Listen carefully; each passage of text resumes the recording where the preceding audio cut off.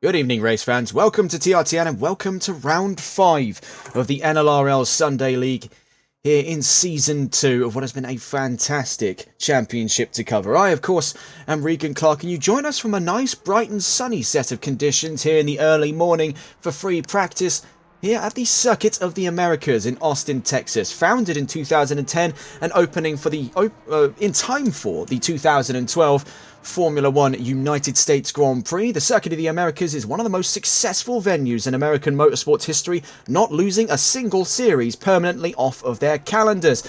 It's 3.426 miles and 20 turns of FIA Grade 1 tarmac. It is a bit of a divisive opinion amongst the masses here in the Sunday League and in the greater ACC scene as well, and even further beyond that into the world of motorsports over whether or not this could be considered a good circuit. That's neither here nor there, as we're here for what is set to be a very exciting midway mark of the championship. Looking at the calendar then for this season, we're here at the halfway mark already, and what feels like only since yesterday we were covering Spa. We'll be at Paul Ricard next week at Le Castellet, France for the 6th round of the championship. Right now, though, as we stay on board with Christian Lebay, last season's champion, as we make our way down towards turn 12 here, the exit of a 3/4 mile long back straight at the Circuit of the Americas. Let's recount the championship standings, and with only 13 points dividing the top two, it's Jason Bush leading with 157 points against Diman Ivanov with 144. Belgian Francois Dubont makes third with 141 points, incredibly close to a second position standing by the end of this round. Christian Lebay, who's on screen at the moment, is fourth with 137 ahead of Axel Cassier with 130 points. It's joint 6th position between James Mason and Hayden Prodger, the two Brits with 120 between the pair of them. In 8th is Kevin Crane with 118, only 2 points behind. 5 points behind him is Tyler Vermack in 9th position, and only a single point behind him is Wesley Kuiper, dropping 2 positions since last round in South Africa. We'll stay on board then with Christian Lebay as we get our first comprehensive rundown of the session here at the Circuit of the Americas, and listening on with that fantastic V12 engine in the Aston Martin. Down towards turn 1 we go. Now, turn 1, fun fact, nicknamed the Big Red after Red McCombs, a local Texan businessman who not only was the co-founder of the Circuit of the Americas project back in 2010, but is an avid sports fan, having once owned the San Antonio Spurs NBA team. McCombs sadly passed away 2 years ago, aged 95, and was a large contributing factor to the survival of the Circuit of the Americas today. We're making our way now through turns 3, 4, 5 and 6. What mirrors Silverstone's Maggots, Beckett's and Chapel was one of the major design cues for this opening sector of the track, but make no mistake of it at all, it is an absolute tyre killer. Lebay at the moment just having to give way by the looks of it. It was slowing down as he is rapidly approached by one of the budding prospects for today's round. In the pre-race practice leading up to today, Hayden Prodger was incredibly close to the fastest time against Wesley Kuiper. So down through turn 11 we go into what is going to be one of the major overtaking spots of today. This 3/4 mile long back straight is where cars can get all the way up into top gear and absolutely near dead flat to their top speed by the time they get down towards the heavy braking zones that mark turn 12's arrival. It is heavy dive bombing central down here. Make no mistake of that, we could see some side-by-side action on the horizon. It's going to be a very good day for any of our straight line speed aficionados, so BMW, Ford and Lexus will be salivating at the thought of some easy overtaking opportunities down that back straight. But then we're into a very technical section here down through turns looking at it here, 13, 14, 15 and 16. We're just around turn 16 now as we head into the far sections of turns 17 and 18 in what often is compared to the third sector of the Lusail International Circuit in Qatar, home of the Qatar Grand Prix. We're down into the penultimate corner then, turn 19, and then down towards turn 20. Avid fans of motorsports will know that the NASCAR Cup and Xfinity Series runs out of this track as well, and have absolutely no due regard for the track limits at that section of the track. Fortunately, though, we'll be able to see a lot more clean and precise racing out of our drivers today, or here's hoping. 15 drivers in all then at the start of free practice down across the line. Christian Lebay does a 2:08.752. Getting a look at our timing charts then, bear in mind we're about, looking at it here, just under 5 minutes before qualifying starts, and it was an invalid lap by Lebay as he's followed by Hayden Prodger. Diman Ivanov then sets the provisional first time of the session. try and get on board here. Getting down towards the line, Kevin Quain provisionally second fastest with Malwar racing forward. Speaking of Malwar, these events wouldn't be possible without the sponsorship of Malwar Heavy Transport Incorporated, our sponsors for this championship here on TRTN. If you or someone you know are located in Canada and are looking for an efficient and professional transportation brokerage service for your business, visit their website on www.malwar-transport.ca. That's www.malois-transport.ca. Our coverage of the Sunday League and the neighbouring Console Endurance League here on NLRL wouldn't be possible without the support of Malwar Transport, and they have been very, very good to work with over the course of our career. Looking around the track then, it's traffic central. Tyler Vermack caught up in the fray against Proger and LeBay. Behind him is Francois Dubont. Plenty of budding talents then heading down towards turn 12. Tyler Vermack at the moment looks to be pitched for a potential pole position today. The South African driver who made his debut with the K1 Esports team last night at the Kyalami round, the penultimate round, mind you, of the NLRL Console Endurance Series, which we covered live on TRTN last night, is now gunning for gold in what is one of his strongest qualifying predictions yet. Of course, we saw him in that last round as well find his way into a little bit of trouble. Nonetheless, he finds his way into that top 10 in the championship and now ahead of what was, at the start of the championship, a potential champion to be Wesley Kuiper. Still the man to beat coming into this race, though. As we watch here, Vermack side by side nearly with Christian LeBay as we head down towards turn 20. You see Vermack had to lift a little bit there as we headed into the final corner. Still on board then with the number 5, Tyler Vermack with Ford Motorsport.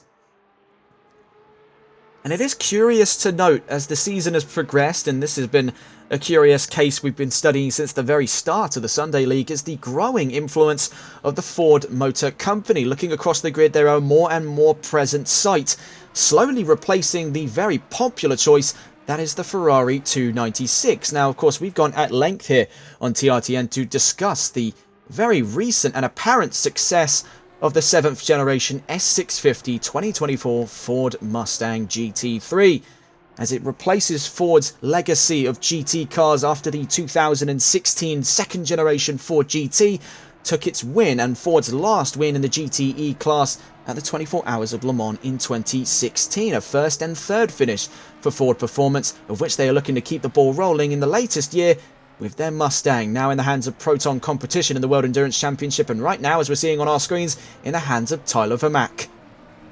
Right behind there, Francois Dubont as well, looking strong for this round.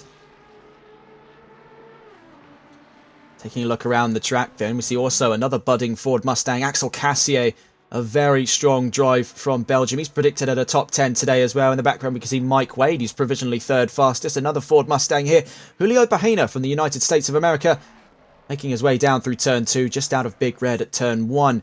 We want to try and get on board, though, and I think we've been dodging a little bit here in towards free practice. I think we can just see him hiding in the pit lanes there as well. Jason Bush, last week's race winner, made Sunday League history as the first American to have ever won a Sunday League race. Not only that, made history for the Lexus team, as it was their first time atop the podium. In last round at Kyalami, it was a fantastic performance by the number 33. Looking at our previous wins this season, both by driver and by vehicle, you can see it's 4 different names on all fronts. BMW and Melvin Milliston winning in the first round in Belgium, Wesley Kuiper winning with McLaren, Ian Skeen winning with Aston Martin, and now Jason Bush winning with Lexus. We're wondering then, where could things go next in what has already been an incredibly exciting opening half here in Season 2? With Bush looking very confident, and the same story for both Kuiper and Vermack, it's a stone toss here as to whether or not we could see a new name on our list to bring about the end of the opening half. But now, as we're in towards the end of free practice, looking to see who is still out on track, Francois Dubont, Hayden Proger, and new driver for today, if we get on board with them, the newest signing for Ferrari in the blue and red here, the number 95 of Max Axum. Making his way down through turn 12 then, the latest signing for Ferrari, the number 95 has entered this round of the championship unknown to the Sunday League paddock. Right now is provisionally 8th fastest, but his last time, a 2:12, might pale in comparison to the times we've got coming up into quali. Definitely going to be the early baby steps here at the midway mark of the championship for Axiom. We'll see what he can do then on his opening race. Looking here then with Hayden Prodger, who tops the timing charts at the end of free practice. The Brit is looking very strong for his first win in his GT career. We've been lucky to follow Hayden Prodger through the genesis of his sim racing career. He made his start back in the TRR Retro Rally series, back on Dirt Rally 2.0, where he joined the Subaru World Rally team. He would then race against them in the World Rally series held thereafter with Ford, and then later ProDrive. And then Prodger would make the move over to Grand Prix racing, where his exploits with AlphaTauri very nearly earned him a bid at the F1 23 Virtual Series back during the time of TRR. But now in his debut to GT racing, things have been incredibly strong. Upwards momentum throughout Prodger's career. And right now we're looking upon the precipice of a potential first win here for the Brit in the Triple Two, sporting the colours, the brand new colour scheme, mind you, of the K1 Esports team. Black and gold in a most recent update, ditching the white and blue. Down across the line then to mark the end of his free practice session. Takes it to an extension of his fastest time at 2:06.925 for Prodger. Marks the fastest time at the end of free practice. Now on towards qualifying though, and as the sun starts to set a little bit beyond the horizon here, we've got a little bit more of a sepia tone coming in to qualifying. We can see already activity from both Mason, Ivanov, Bush, Richard, Vermack and Quain as the pit lane becomes very quickly lively. We'll be getting on board with the car leading the charge down towards the line, and as ever, it's the early bird of this championship, James Mason, in the number 413. The BMW has been ever present in our first inaugural runs of qualifying, always first out of the gates here, but we'll see if COTA proves to be his defining qualifying performance. Looking at the qualifying predictions for today, Tyler Vermack pitched at pole position with a 2:06.050. You can see our data packet was taken a few hours before we went live today on the 6th of April 2025. Wesley Kuiper pitched for second place at the moment by half a second as 2:06.532. Jason Bush looking at third with a 2:06.632. Hayden Prodger inside the top five, starting at the back of that second row. Fourth place for the Brit, 2:06.812. Christian LeBay at the back of our top five, 2:07.670 by the Canadian. Axel Cassier is right behind him as well, a 2:07.797. Diman Ivanov 7th, 2:07.955. Kevin Quain makes 8th position, the 2:08.307. Mason on screen at the moment is predicted for a top 10, but he's at 9th position there, backing up the start of our 5th row and ahead of John Prine, who did a 2:10.232. Now, bear in mind, these are of validated times only. We did have some data packets come through that would include whether or not the time was valid or not, and that did add a few extra shifts here and there, namely putting Prodger on the podium, LeBay down a position, and it put Kuiper ahead of Vermack. So plenty to consider, and also to consider as well is the balance of performance coming into the circuit, the Americas round of the championship, and it's looking very strong for our retro machines. The Aston V12 and the Lexus RCF both being given the green light to remove 40 kilos off their curb weight coming into the 5th round of the championship. Honda, the only other manufacturer besides them permitted to lose weight for this round, sadly, as it doesn't appear Hayden Puttock is with us for this round. He won't be able to take premier advantage of a 7 kilo deficit. Aston Martin gaining only a singular kilo for the V8 Vantage, Mercedes gaining 3 kilos on their AMG GT, Ferrari gaining 8 kilos on the 296, McLaren and Ford sharing in a 10 kilo ballast addition to the 720S and 7th generation Mustang. BMW on screen at the moment, piloted by James Mason, and the 413's got 13 kilos to play with coming into round 5. Porsche on the short end of the stick, gaining 20 coming into this round of the championship. As we watch still with James Mason, hot on his trails is Jason Bush as we go heading down into Sector 1 for the first time here in qualifying.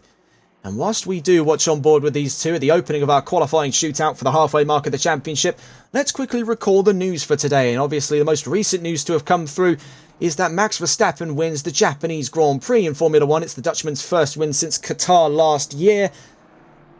And it also marks his 4th time in a row. That's 4 years on the trot for the Dutchman to win the Japanese Grand Prix. He wins with Yuki Tsunoda finishing inside the top 15 in this special liveried Red Bull RB21. And it's double trouble for the Verstappen family, as in the European Rally Championship, father Jos Verstappen wins in the Masters category in his Skoda Fabia Rally 2.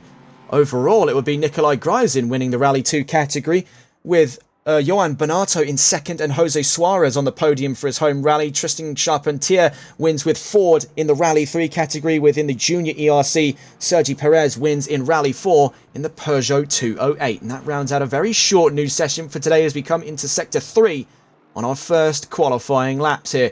Busch chasing Mason. It's already looking very strong out of the American. What can Mason do as our premier time to be for today? Will be the benchmark to which all other times are compared to. Presently, though, it appears that he's being shown the blue flags, but that might be an incorrection with heads-up display. Watching though as we go out of turn 18 down towards turn 19 and 20 to cap off the end of our first flying laps. The first two times into the fray then are projected to be Mason and Busch. Watching on our timing charts, it's a clear slate, 15 cars in all here for the start of round 5 qualifying. Down towards the line, our first times of the day make their way onto the charts, and it's Busch and Mason both across the line. Busch currently fastest. That's immediately replaced by the presence of Diman Ivanov, taking the fastest time with Aston Martin. A 207.075 by the Bulgarian puts him atop the timing charts. Now getting across the line was Kevin Quain, but the times are coming in thick and fast. Now Francois Dubont, we can see in the Mustang there, was set to cross the line. Sadly, did not set a time as he made the checkered flag. Axel Cassier, though, crosses the line with the third fastest time. Christian Lebay, fourth fastest with Aston Martin down towards the line. I believe that is Axum, though sadly did not set a time on that last lap gone. The number 95 there starting off his first qualifying here in the NLRL Sunday League. It's going to be an exciting one for the number 95. Mike Wade takes the second fastest time, and a shocker there from McLaren. With that 10 kilo ballast, Wade has definitely made good on his promises to hunt down better results this season. The number 169 currently on the front row, but we've yet to see the presence of some of our other heavy hitters that we saw over the course of qualifying. Let's see if we can find here Wesley Kuiper, who's down in Sector 3 next towards the line at the moment.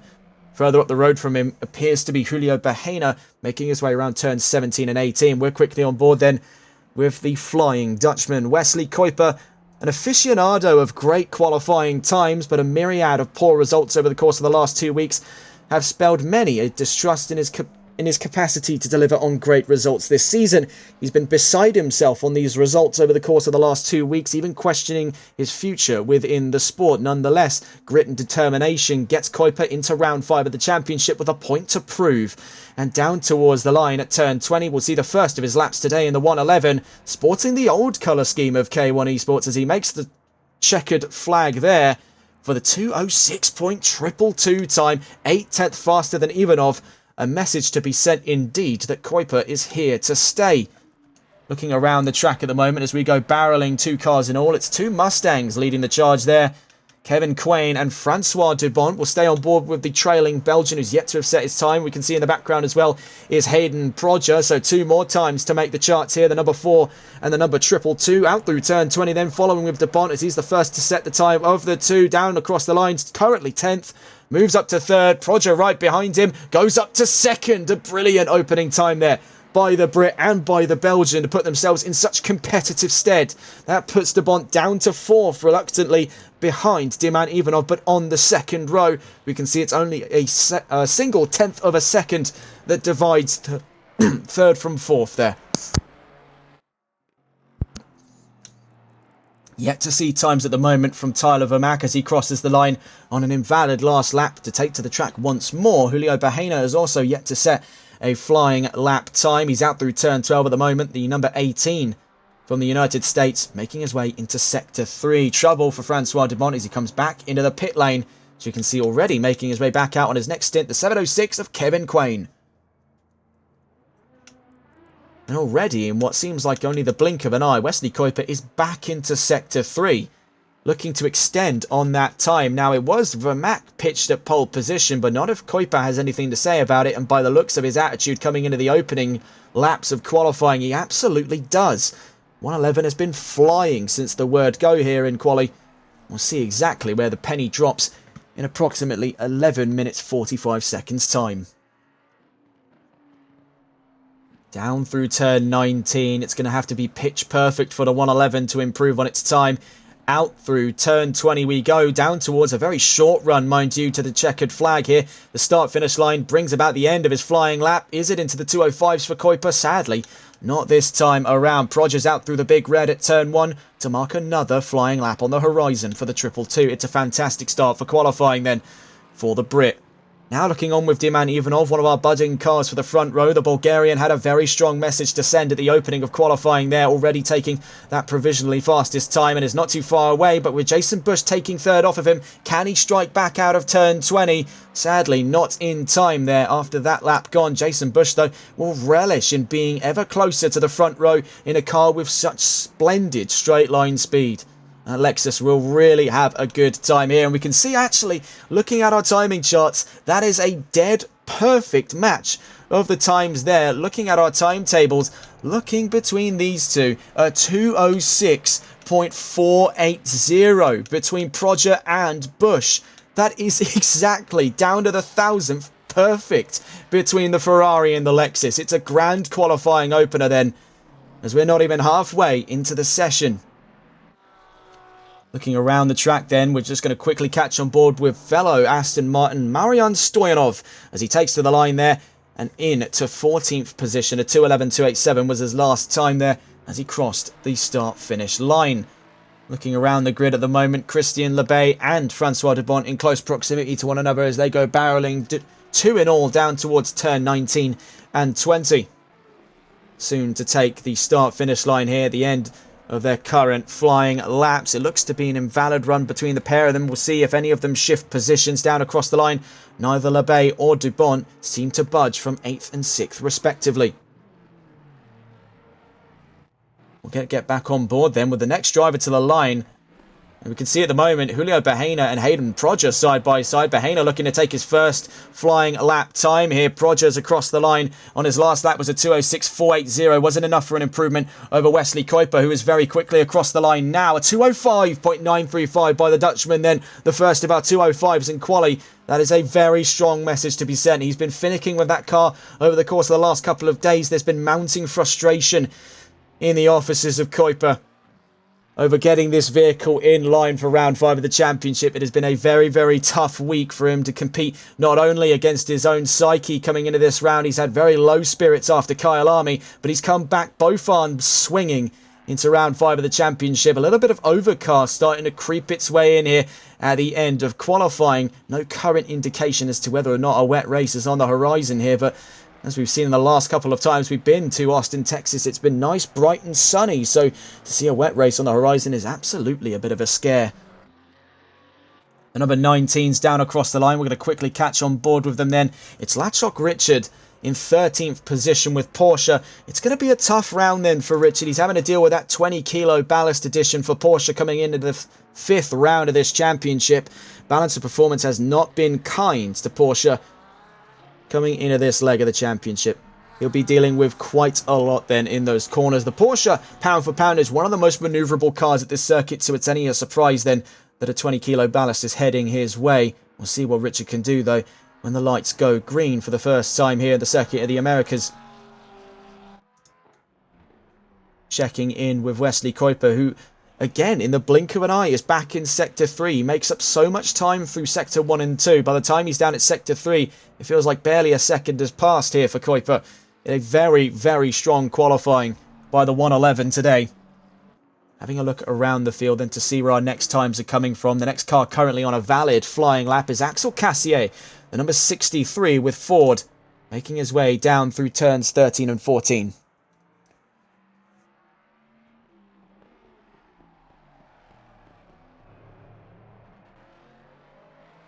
Now out through turns 15 and 16, now 17 and 18. These corners do come at you thick and fast now in Sector 3. Absolutely no mercy from this track, and a bit of a wide run out of turn 18. Down towards turn 19. Where's it going to place Cassier at the start-finish line here at the end of his flying lap? Bear in mind he's got just under 7 minutes left to go before the end of qualifying. Down across the line then. Sadly, not an improvement for Cassier. It was just a 10th off of his personal fastest time.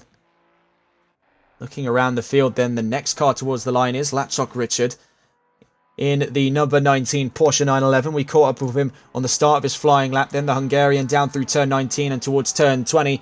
He's got quite the handful in the form of that Porsche today. We'll see what he can do then at the end of this coming flying lap. He's currently 13th as he makes his way to the start-finish line here at the Circuit of the Americas. And it, sadly, by just 0.07 of a second, not an improvement on personal fastest. So real mounting frustration here into the second half of quali. We'll go on board with the next car down towards the line here in Sector 3. Is Kevin Quain, the number 706 with Malwar Racing Ford, making their way down through turns 17 and 18. The 706 currently 11th place. Last lap was a 209.242. Personal was a 208.8 dead. So out through turn 19. It is looking at an improvement here for Kevin Quain. So do remain hopeful here in the court of the 706 Mustang. Out through turn 20 we go, down to the checkered flag. Where will he land after this lap gone? Across the line, it is an improvement, but sadly not out of 11th position. Bush crosses the line behind him, as too does Diman Ivanov. Actually, it's not Bush there, it was Diman Ivanov and Francois Dubon. That's a mistake on our end. Having a look around the track then, Tyler Vermaak has set his first times of the session already. His fastest was a 206.887. It puts the South African currently 5th fastest, where he was predicted at a pole position. He's yet to deliver on 100% of the expectation at hand. Conditions have not been as favourable as they've been in the lead up to this championship round. You can see it's a little bit gloomier, a little bit greyer, a little bit colder. Less peak grip available for the Mustang and for all cars in the paddock as well. Ford only having to deal with a comparatively minute 10 kilo ballast. Considering the ballast they've been given over the course of both this and last season gone, that is quite minor. Upwards of 157 to 165 miles per hour out of some of these cars. You'd be scratching in and around the 170 mark before you hit the brakes down at turn 12. The Ford will absolutely see top speeds in and around that mark. One of the fastest cars in a straight line, but it's going to have stiff competition from fellow 5.4 litre V8s over at Lexus. And we can see here Jason Bush, last weekend's race winner in Kyle Army, taking to the track again on the final run of qualifying as he goes wide there out of turn 1 at the Big Red. He's just moving over to let Julio Bahena and Axel Cassier get him by. He's going back into the pit lane then. Something clearly amiss with the number 33 Lexus. We're back on board then with a championship hopeful, the 222 of Hayden Proger. Currently joint 6th in the championship with James Mason, 120 points in all. Proger hunting down pole position and is not too far away from doing so. Looking at the wider timing charts at the moment, he's only half a second out and only 0.3 out from a potential time to catch Jason Bush. But the new introduction has been that of Tyler Vermaak. The Mustang, having a blinder of a last lap gone, is now just under 0.2 of a second from pole position. So really starting to throw the weight of that Mustang around. The number 94, formerly the number 5, makes his way to second place. We'll see what the retaliation is then by Hayden Proger, making his way down through turn 20. The 222 still very close to a front row start and looking down across the line. Sadly, not an improvement on this lap gone. Proger still got a few more times in the bag here before the end of qualifying, so do remain hopeful that he can deliver on another fast lap. His last lap was a 206.712. That's 0.3 slower than his personal fastest. Jason Bush then starting to feel the effects here, the pressure mounting behind and now ahead of him as two cars line up in front of him, that being Tyler Vermaak and Wesley Kuiper.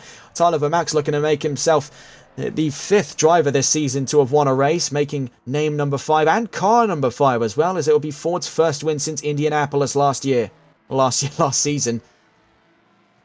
It's not been that long ago. Oof. So down towards turn 12.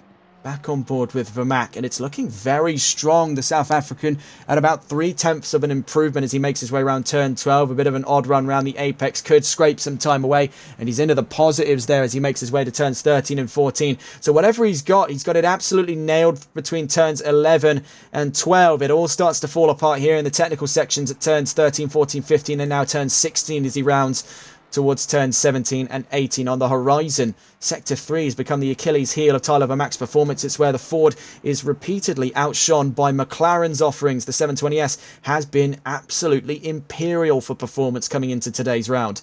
With just under 2 minutes left to go then in qualifying, let's get on board with the next car down towards the line. It's the number 1 of the Aston Martin of Diman Ivanov, making his way to the line now out through turn 18. He had a very strong opener to this qualifying session today, and now 6th. Can he make his way to a top 5 start? That'll be the hopes. We always see him scrapping in and around those front-running positions, routinely end on end. We'll see what Ivanov can do here at the Circuit of the Americas as he makes his way down to the line from 6th position, crosses the line, not for an improvement, reluctantly. The 119 is behind him. Another Aston Martin to the line is Christian Lebay, crossing the line, just gone there. You see now Christian Lebay crosses the line for 8th. And that looks to be the end of his qualifying endeavours as he looks to bring things into the pits then at the end of his qualifying run. Looking at the times then, Hayden Prodger still in 4th position for the time being. Bush 3rd, Vermaak 2nd. Kuiper, the only one out on track with a point still left to prove. And out through turn 20, will there be an extension on his fastest lap? A 2:05.935 is the time to beat, and across the line, he's still got one more lap to go. We'll catch up with him later on.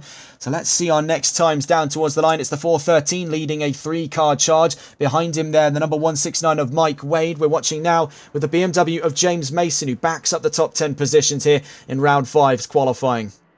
He's 1.9 seconds, just shy of 2 from pole position to get the next position up on him, that being the number 63 of Axel Cassier in the Ford Mustang. He needs just around a tenth, 103 thousandths of a second, 0.113, the dividing factor between those two. Further ahead of him there is Mike Wade, whose ambitions right now are to see himself ahead of Diman Ivanov, but throwing in the towel after a poor run through turns 2, 3 and 4. It's been a very quick decision made there. Axel Cassier crosses the line for 8th and now puts himself ahead of Christian Lebay. So checking in, the 114 is next to line. Ben Cheeseman in the McLaren. The Vodafone colours down towards the line.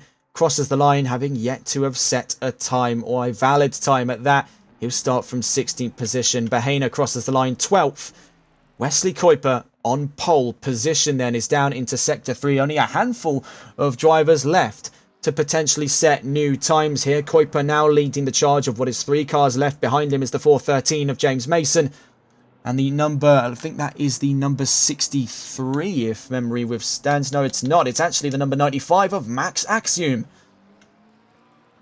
So we'll check in on these drivers as they get down towards the line here. We'll watch with the first into the fray being Wesley Kuiper, still hunting down an extension over his fastest time. He's already nearly 2 tenths faster than the nearest car to him, that being Tyler Vermaak in the Mustang. But can he forge that gap out any further on the new setup that he's been meticulously developing for the 111? Down to the line goes the 111 as he makes his way out of turn 20. Isn't an extension at the end of qualifying. Sadly, not this time around. We'll get on board with the 413 next into the start-finish line here. The checkered flag, the end of qualifying upon us. The 413 of James Mason makes his way to the line and up to 7th then for the Brit. A fantastic end to his qualifying performance. Next into the fray, the number 95 of Max Axiom on his first qualifying performance of his career in the Sunday League. Axiom crosses the line 12th. A fantastic start then to his qualifying endeavours. We'll get a full rundown of the grid coming into round 5 here at the midway of Season 2. What a qualifying session that has been, and it's sizing up to be a very tasty 5th round of the championship. Looking there with 6 cars within a second of one another from Kuiper down to Ivanov, with the gap even closer in with 4 cars within 4 tenths of one another. And actually further beyond that, 4 cars within half a second. So very quickly into things here just before our formation lap. 3 minutes left to go. Wesley Kuiper starts on pole position after a very grand qualifying session and a great return to form then by Kuiper, looking to hunt down his 2nd win this season after Donington Park at round 2. Tyler Vermaak hunting his first race win. He starts on the front row alongside the McLaren. If he can stay very close out of turn 11, it could be an easy run to the lead of this race by turn 12 on lap 1. Jason Bush hunting his 2nd in a row win after last weekend's successes in Kyle Army, starts 3rd and ahead of budding champion Hayden Prodger, who makes his way up the championship order and is also hunting down his first race win today. Plenty of ambitions on the horizon. That's the same story all the way down to the back of our top 5, with Francois Dubont on another very strong qualifying session. The Belgian in 5th position. Diman Ivanov in 6th, with James Mason 7th. Mike Wade in 8th. Axel Cassier in 9th. And Christian Lebay rounds out our top 10 positions. Kevin Quain in 11th. Max Axiom on his first qualifying session makes 12th position ahead of Julio Bahena and Latchok Richard. And rounding out our top 15, Marian Stoyanov just outside the top 15, and provisional last, Ben Cheeseman in the 114 starting 16th position. Well, what a qualifying session it's been, and before we get on to our formation lap, we may like to remind you that it wouldn't be possible to bring to you these performances today and these coverages of the NLRL Console Endurance Series and Sunday Leagues respectively without the support of our sponsors at Malwar Heavy Transport Incorporated. We'll be back in just a moment's time then, before the start of the formation lap.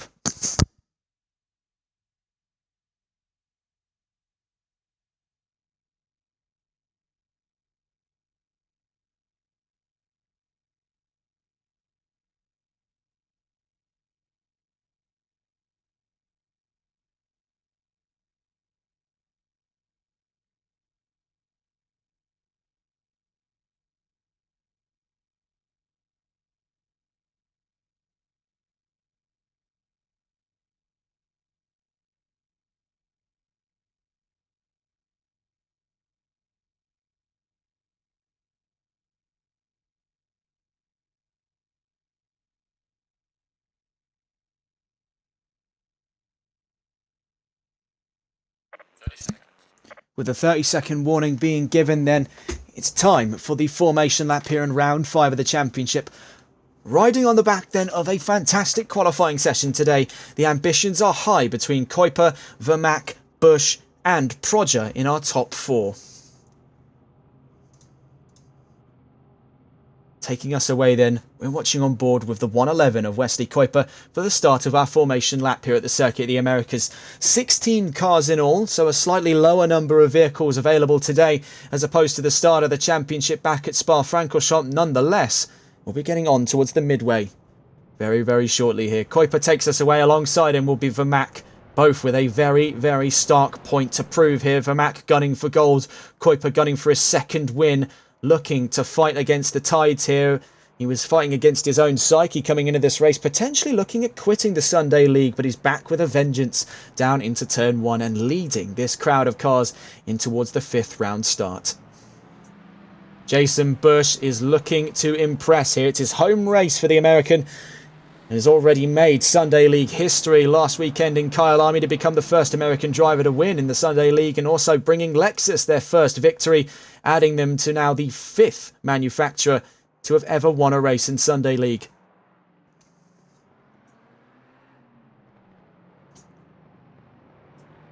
Watching here with Wesley Kuiper, another history-making driver here. He was the first McLaren and first Dutchman to win in the Sunday League, taking the win at the round opener in Misano Season 1, Round 1. So you're looking here at the potential next generation of Sunday League history going up against Sunday League heritage here, with Kuiper leading the fray.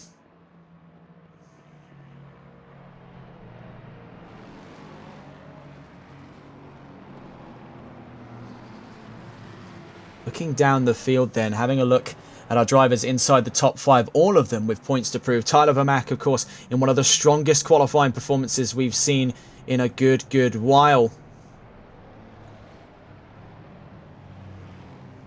Vermaak had a very strong performance back in Bathurst as well, if memory serves correctly, so it's history in the making potentially here for Vermaak.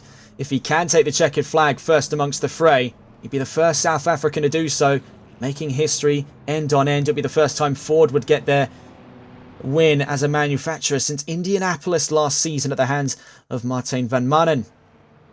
So looking inside that top 5, of course, Jason Bush, last weekend's race winner and current championship leader, potentially champion to be very, very soon on the way that things have been going at the moment. He leads by 13 points to Diman Ivanov, who you can see 2 positions behind, and behind Francois Dubont, who makes his way ever closer to second in the championship. It'll be a closer fight between the Bulgarian and the Belgian than it will be for the leading American. Proger with a point to prove here. 2 career podiums in the Sunday League, 1 in Nürburgring and 1 in Donington. He's gunning for not only his 3rd career podium, but potentially his 1st career win. It's been very strong pace from our top 4 thus far. And looking further out towards our top 5, you can see Francois Dupont towing through a good line of cars here. Mason, Wade and Ivanov. It's going to be an ultra competitive grid heading down into turn 1 for the first time at the Circuit of the Americas. It's light overcast here, mixed conditions, no imminent threat of rain. It'll be a dry race here in COTA, an hour on the mark.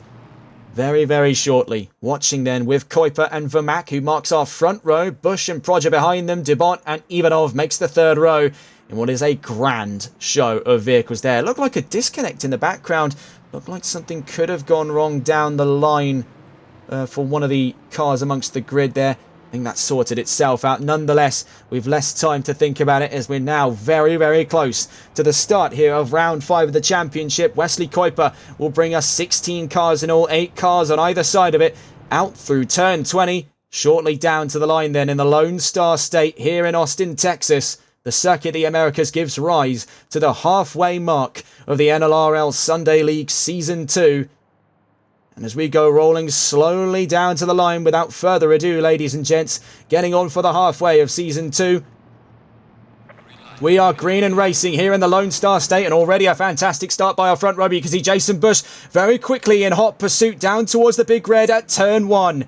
Vermaak holds the outside then on Bush and goes the long way around to hold on to 2nd position. If we watch here over the rear view of Wesley Kuiper, it's Vermaak still holding on to 2nd, Proger still holding on to 4th, Bush holding on to 3rd, Dubont right on the back of the Ferrari as we go in to turns 2, 3, 4, 5, 6 and 7 in absolute maelstrom. You see them in the background. Mike Wade takes a big tumble. We also saw as well Diman Ivanov surfing the bedlam as Jason Bush was caught up in the fray. The Lexus takes a huge tumble. The yellow flags are out. There's been a big shift up in the order there inside the top 10. Jason Bush at his home race takes a massive tumble. Julio Pajena makes contact with Max Axiom on his first race. Not a great sign there between Pajena and the stewards. By the end of this race, Hayden Proger then will relish in an easy pursuit of the top 3. Diman Ivanov's ahead of him at the moment and makes his way onto the podium positions. A great start by the Bulgarian, but Proger is not out of the woods just yet. The Brit being backed up there by the double set of Belgian Fords of Dubont and Cassier. This is what we were talking about here. Cassier already sizing up Proger for a move into turn 12 as we go back into green flag conditions. The 222 Ferrari has got quite a defensive job at hand here if they mean to hold on to that 2nd row position. But what a chaotic start to the race then, as we saw both Mike Wade, Max Axiom and Jason Bush caught up in serious trouble in that opening sector. Jason Bush will be beside himself there. The number 33 was looking for a very strong start at home. And things have all gone very quickly south for him. So you can see another driver that was caught up in the fray. I think also caught was Latchok Richard, hence why he's down in 15th for the moment. But Max Axiom really been given the baptism of fire there for his first race. The number 95 started 12th position. Right now it's Kuiper v Vermaak as they're less than a second from one another as they go out of turn 20 and down towards the start-finish line there. In the last lap, it was an 8/10 difference. Ben Cheeseman, though, comes together with Marian Stoyanov. Out of turn 20, another incident between the pairs. They went side by side. They seem to have sorted it out amongst themselves. Things going very quickly south for a lot of the drivers today. The Circuit of the Americas, as wide a track as it is proving to be a unique challenge for the Sunday League grid. Watching at the moment, Christian Lebey's up a few positions from the race start. The Canadian and last season's champion finds himself up to 7th. Francois Dubont in 6th at the moment, hunts down fellow Belgian Axel Cassier in the Battle of the Mustangs for the last of the top 5 positions. Looking up front, Wesley Kuiper starts to open the taps in his ruthless pursuit of another race win. He's been gunning for that one since Donington, and it's a great start by the Dutchman. Tyler Vermaak has a point to prove here, hunting down his first win and looking to make Sunday League history for the Republic of South Africa. But let's get a look and what is a growing fight here for beyond just 4th, looking at potentially the fight for third position. Dima Ivanov slowly being caught up by Hayden Prodger. We'll go on board the 222 then. The Ferrari leading the charge here in the potential defensive fight for fourth position. But in goes Axel Cassier to the inside at turn 12. Prodger's going to keep it planted out of turn 12. Retaking fourth position on Axel Cassier. It looks to fight him back at turns 13 and 14 already. Things getting red hot between the pair. Watching on board with the 222 in his defensive fight for fourth. Cassier now being caught up by Francois Dubon in the fight for fifth position. Looking in the background as well, you can see that Francois Dubon was looking to go side by side with Cassier. Both of them as eager as each other to try and retake fourth position in this race. The two Mustangs may very well find themselves tripping over one another in their efforts to do so. That'll be much to the great benefit of the car right behind them, the 119 Aston Martin of Christian Lebay. What an interesting start then we've had to this race. We're going to get a look with the pack further down the line that was massively separated from our front runners at the moment. Looking down the field, here's Max Axiom at the back of that pack looking towards the front. You see Latchok Richard further up ahead is Ben Cheeseman and Marian Stoyanov. The Aston and the McLaren who came together at this corner last lap gone now find themselves 12th and 13th respectively. Ivanov on a comfortable drive at the moment, just around a second or there under between himself and Hayden Prodger, who has really put the burners on now. Francois Dubon's ahead of Axel Cassier and up into fifth position, making decisive moves out of Sector 3 and then into Sector 1 on this lap gone. We may very well find ourselves in an interesting fight here, as we've got Mustangs on all sides of Christian Lebay, who's making his way into this fight. Could be a three-man fight for fifth, soon to be four-man. Kevin Quain's not too far away from him at all. Looking up towards our front row, however, as it's 0.7 of a second, staying on board with Tyler Vermack, looking to hunt down a race win here. Knows he's got the adage of straight line speed in the number 5 car as he goes down 3/4 of a mile of FIA Grade 1 for the back straight here at the Circuit of the Americas. You can see he does slowly, by the time he gets to about Gear 5 or Gear 6, start to reel in Wesley Kuiper's McLaren. But once we get to Sector 3, it is Wesley Kuiper's race to lose. McLaren really showcasing some proper manoeuvrability over the Ford. You can see that Tyler Vermack is really having to give it hell for leather in the number 5 to keep position with Kuiper. Looking around the field, Axel Cassier is in a disgruntled state of mind after losing out on P5. He'll be hunting down Francois Dubon for that win. For that position, I should say. For the back of our top 5 positions. Christian Lebay slowly reeling in the pair in the Aston Martin. Julio Bahena makes his way to the top 10, though we saw his incident with Max Axiom down at turns 8 and 9. As he cuts turn 18, James Mason may be getting a cheeky little bit of evidence there to pass on to the stewards as he makes his way into turn 19 and 20. Bahena really giving it proper gusto out of the penultimate corner there to keep himself in the clear and narrow for turn 20. Not an easy corner to take by any stretch, but he's took it quite poorly. It could be a potential fight for 10th position on our hands. We're watching here with the American Julio Bahena as he looks to hold off James Mason in the 413 BMW side by side almost towards turn 1. It's front to rear at the moment. We'll see where the penny drops out through turn 1 of the big red. Mason gets a very good racing line in there. Little bit of contact to cement the move. James Mason up in the 10th. Julio Bahena drops to 11th. We'll get a replay on that as we check around the track very, very shortly. You can see there, goes deep through turn 1. Mason just surfs him on the inside. Little tap there between the Ford and the BMW. We're now on board with Jason Bush and Kevin Quain in the fight for 8th position. Jason Bush didn't have the most ideal of starts, caught up in the maelstrom down at turns 5 and 6. But the American on his home race here, hunting down glory. Now as he chases the Canadian and the 706, Kevin Quain running from the Lexus as we head into the back straight. Lebay there, his fellow teammate at Maloir Racing, too far away to be able to lend a hand to the 706. He's at the mercy here of the Lexus. It's the battle of the V8s here. A symphony of 8 cylinders between Ford and Lexus, two of the best sounding V8s on the market at the moment. Barreling 2 in all down towards turn 12, 0.5 of a second between Quain and Bush.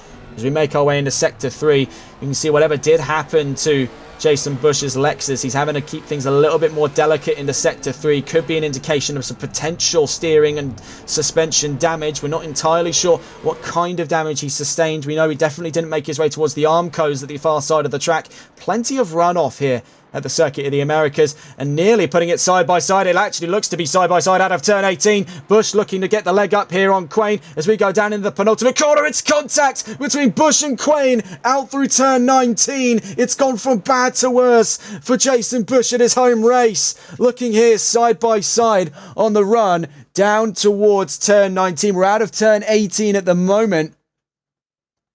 And just as we head there, it's contact just after the apex, so it seems, between the Mustang and the Lexus. That has been a reluctant change of fate for Jason Bush indeed. We're on board with the twin Belgians here, Axel Cassier and Francois Dubont, giving it absolute hell for leather in those Mustangs, ragging those cars through the sector that opens this fantastic venue. Francois Dubont's going to have to defend here for his life for P5. He took it off of Cassier's hands a few laps ago. Now Cassier's reinvigorated and ready to fight.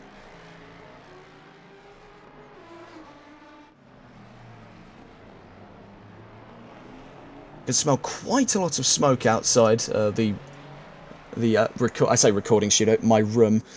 Even my neighbours are having a barbecue. My house is burning down, let alone... You're going to find out in about 5 minutes' time exactly which that was. Francois Dubont at the moment, though, fighting for 5th position, looking to hold off Axel Cassier in the defensive fight. One of 2 Mustangs here inside the top 10. That goes to 3 or 4, actually, as a matter of fact, with Vermac and Quain in the equation as well. Right now, though, these two sharing a very special slot on the track. One of the closest battles to be at hand at the moment. These two have found themselves relatively equally matched in the last couple of races. These two Mustangs have definitely been some silent stars of the show. We'll catch up with them in a little while's time as we take a look around the field. Vermac is catching up to Kuiper. Even though it was 0.7, now becomes 0.8. It has floated around that gap. We know that the Mustang's got great longevity on those tyres. There's no mandated pit stops for this race, so tyre longevity will come into question. We've known already for some time McLaren have had issues with tyre conservation coming into this round of the championship, especially down in Sector 1, which has been a prevalent issue on the 720S. The tyres have a very, very nasty habit of overheating, and then that adds on lap after lap with accelerated degradation for the 720S's fronts. The Mustang doesn't appear to have anywhere near as dramatic an issue. And we'll see, of course, in 49 minutes' time whether or not we're proven right or wrong on that assertion. What we've been able to see, though, in the last couple of recordings here at the Circuit of the Americas, the Mustang doesn't tend to struggle all too much, when the McLaren is still an absolutely fierce weapon of motorsports prowess. Checking in around Sector 1, Vermac still hunting the race lead here. The 94, formerly number 5.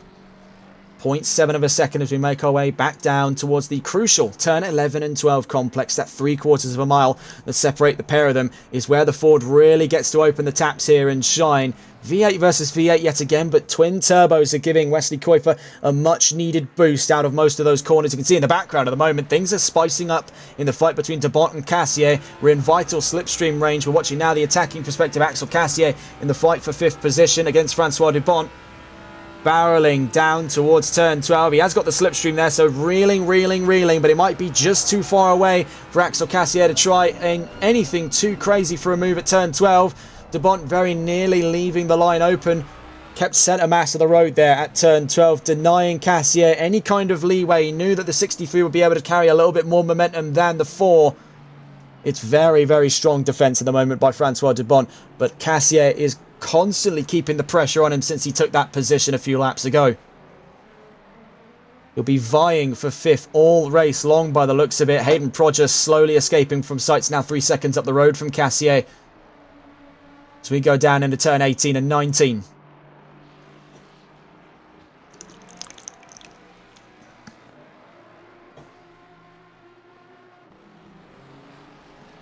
Out through turn 20 we go. Now half a second between the warring Fords here in the Lone Star State. Ford has put on a very grand performance today. In that last lap gone, it was Cassier faster than Dubont by about 1/10 of a second or thereabouts. as we go down into the big red at turn 1.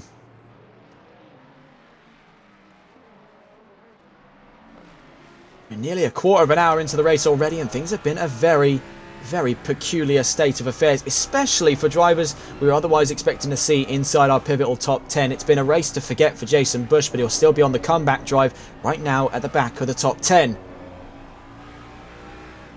We're still watching then the warring duo of Axel Cassier and Francois Dubon. Francois Dubon as well, also hunting down glory in this championship, is getting closer and closer to Diman Ivanov, who is second in the championship at the moment. Only by single digits to Dubon, who's recently made his way in the last round just gone at Kyalami up into the podium positions ahead of Christian Lebay. Now it's as close as it's ever been here between Cassier and Dubon. This could be a real time for action. No more waiting around for Axel Cassier, so we seem to believe here. You can see already a little bit of the pushing and shoving as Francois Dubon tries to cover off Cassier out through turn 12. He's committed to his line. It's definitely made him a lot slower out through turn 12, but fortunately he's had just enough momentum to keep himself in the clear and narrow by turn 13 and 14. Now into turn 15 and 16, still watching from the perspective of Axel Cassier as he makes the leap to the inside. It's contact between the pair of them. The Mustangs now in full swing of the fight for 5th. Axel Cassier took the initiative. He's put his indicators on, so I believe he might be letting by Dubon if he's putting his indicators on there. He shifted it to the left-hand side of the track. Obviously not happy with the move that he made. It's good sportsmanship conduct there by Cassier. He's owned up to his mistake. Didn't want to pass Dubon with contact. He wants to get this done the right way and the fair way. And that's good on him for such etiquette. There seems to be quite a lot of respect here. They're two of the only Belgians in this championship. There really is that camaraderie between the pair. They're two in the same, really, peas in a pod. Both Belgian drivers, both favourative of the Ford Mustang. There's a lot of respect between the duo coming into this round of the championship, and you've just seen a prime example of that there. There's a lot of honour to be had in their fights. Albeit that moving around on track is slowly inviting Christian Lebay into the charge for 5th position up the road, of which now still being held by Francois Dubon. But that's another story to discuss entirely. We'll come back to them in a moment's time as we take a look around the track here. Jason Bush on James Mason up into 9th. Just as we caught them there at the apex of the action. Out through turns 2, 3, 4, 5 and 6 here in Sector 1. James Mason clearly not happy with the overtake, but Jason Bush still on the charge here. He's been taken out twice in this race. The American is infuriated. His blood is boiling white hot here with 44 minutes left to go. Lexus, nonetheless, now half a second up the road from the BMW. Will be able to see the stark difference in straight line speed between the two aficionados of straight liners. Down in through turn 11 and turn 12. A drive-through penalty has been dished out for the number 18 of Julio Bahena in the Ford Mustang. Last time we saw him, it was in an incident with Max Axiom on their first race in the 95. You can see just how much more straight line speed there is there for the Lexus over the BMW. He's doubled his gap between turn 11 and turn 12. Jason Bush, had it not been for the incident on lap 1, would have absolutely been in that fight for the leading positions of this race. And speaking of, let's go and have a look at the state of affairs up on the front row, and it's still business as usual between Kuiper and Vermaak. About 0.7 of a second becomes 0.6 out of turn 20, but you can see out of every corner Kuiper gains about 0.2 of a second, just in favour there of that twin turbo V8, giving him a little bit more grunt per corner, whereas the Ford, one of the best naturally aspirated engines in ACC, is getting him down the straight. Right now, he's purely at the mercy of whether or not the Ford's going to experience any kind of aero stall at this distance over the front splitter as they go barrelling down into Sector 1 here on lap 8. Looking around the track to see where our next fights could be coming from. Marian Stoyanov and Max Axiom are in close proximity to one another for 14th position, both of whom have struggled on the race open. Neither of them seeing favourable results there after incidents further down the line. Stoyanov definitely feeling a little bit bitter coming into this race. Axiom just looking to see where he can land. Stoyanov runs wide out of turn 20. It may allow Axiom a free position, and it does. The rookie here on round 5 makes up to looking at it here, 13th position, with Julio Bahena now taking his drive-through penalty. That nets a free position for Marian Stoyanov. So there is a silver lining to the dark cloud of already having lost a position out. There clearly seems to be some issues there with the Aston Martin. Speaking of Astons, Christine Lebay has now dropped behind the fight of Cassier v de Bont. The Ford's now getting away from the Aston after 15 minutes into the race. Let's get a look then at our standing order. It's Wesley Kuiper from Tyler Vermaak on our front row. These two have been inseparable since the green lights and green flag came out for the first time in this race.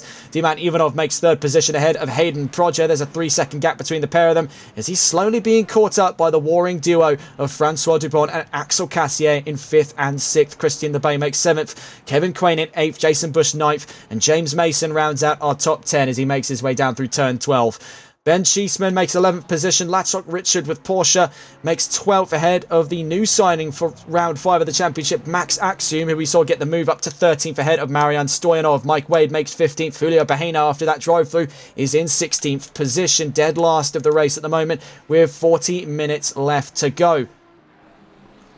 Looking here, still one of the closest fights on track is that of de Bont v Cassier, but you can see they're slowly starting to separate now, further and further on each lap gone. Of the two, it was de Bont faster by 1/10 of a second, actually by about 7/100ths of a second, more precisely, out of that last lap gone. So still very, very small gaps between the pair of them on overall pace, infinitesimal by most standards. You can really see the pronounced effect of it as it slowly starts to peel away from Cassier. We're going to get a look up at our front row as things are starting to close down here. We're watching with Tyler Vermaak in the number 5 Ford Mustang chasing Wesley Kuiper for the lead of this race. This is a very stark image to see. Tyler Vermaak, who we've been able to watch over the course of his career since his time back with Euro Titans, now challenging a series mainstay here in the Sunday League. Wesley Kuiper has potentially met his match in the hands of Tyler Vermaak. Out through turn 11 we go. 3/4 of a mile divide us from the next corner down. You can see already playing defensively is Wesley Kuiper. He knows perfectly well that the Ford is faster than the McLaren in a straight line, and now he has to do everything in his power to keep Vermaak from being in striking distance by the time he hits turn 12. If it means breaking the toe by going to the far left of the track and potentially scrubbing a little bit of your own momentum, then so be it, because by the time we've hit turn 13 here, you can see that Kuiper still very close to Vermaak, but it's contact between the pair of them. He's not going to be happy at all with Vermaak if he was to get the position up on him there. Fortunately, these two still going in order. I think Vermaak was acutely aware of his mistake there, did back off out of turn 13 after light contact. Don't think he was expecting Kuiper to brake so early. Out through turn 18 we go, still watching with Vermaak here as he sits on the potential cusp of leading this race. Could he be named number 5 on our list here? We've already had 4 in a row of different drivers and different cars this season. Can we make it 5 in a row, or is it back to business here for Wesley Kuiper? That's what 38.5 minutes will be able to tell you here in round 5 of the championship. But what a start it has been nonetheless. And it's still going to keep rolling all the way down towards turn 1. Let the good times roll into the big red here. Defending from the inside is Wesley Kuiper. Vermaak still chasing. Both of them still front to rear. 0.2 of a second makes the difference between the pair as they go barreling out through turn 2. It's so dangerously close to contact now as we make our way to turns 3, 4, 5 and 6. In the S's here at Sector 1. It gets to a point where you've got to start watching this through your fingers. It is a really hair-raising experience to see these two so close to one another. We've already seen those little sprinklings of contact back in Sector 3. I get the feeling with how close they are to one another at the moment, unless we see some properly decisive move-making here, we could potentially see contact between the leading pair. That would be great news if you're Diman Ivanov and Hayden Proger, who are on that second row. Speaking of Diman Ivanov as well, he's just under 4 seconds away, looking to make under 3 seconds away. The more these two continue to trip over one another in their fight for the race lead, the more it plays into the hands of the Bulgarian in third and the number 1 Aston Martin. Down towards turn 12 we go then. Vermaak is still very close to Kuiper, but is he close enough to strike down at turn 12? He's very late on the brakes there. You can see how very close we got to contact at turn 12. But just like last lap gone, no dice this time around. Kuiper's doing just enough at each lap at the moment to keep Vermaak out of sight by turn 12. You can see that the McLaren is struggling here as we get towards the halfway mark of the race, but Vermaak's connection appears to be struggling also. So you can see the Mustang suffering a little bit of disconnect there, a little bit of desync as it slides around the track in sector 3. Right now he's dropped 0.3 of a second off of Kuiper in sector 3 alone. Very readily apparent here that Vermaak is struggling with his internet connection. Hopefully it sorts itself out by the time they're close to one another again. The last thing we want to see is a desync related racing incident. Out through turn 20 we go. Vermaak still 0.4 of a second from Kuiper. In that last lap, he was 0.2 slower than the leading Dutchman in the 111 McLaren. Behind them as well, 0.02, actually 1 second and 0.02 in difference there was Ivanov behind them. Actually, in that last lap, he was 1 second faster. The 209s to Ivanov's 208. So these two still onto the anvil of front-running fighting here in the battle for first. Vermaak backs off through turns 3, 4 and 5. Kuiper's still got premier access to the racing line on lap 11 of this race. It has been a fantastic opening half, but with 36 minutes still left to go, anything can and will happen here in the fight between the number 5, now currently the number 94, and the 111. We do wonder what was the enforcement behind the change from the number 5 to the number 94. We're wondering if it came from an angle of personal preference. We'll be sure to ask Tyler Vermaak after the race what the governing decision behind that was. Of course, the graphic will be updated unless he chooses to return to the number 5 in round 6 at Le Castellet, France for the circuit Paul Ricard as we enter the second half of the championship at the moment. Jason Bush, the championship leader, far out of sight of this battle for first at the moment. It's a story of two between Vermaak and Kuiper, who themselves are towards the back of the top 10, only separated in their strength of the championship by a single point. 9th and 10th respectively now fight for the front row.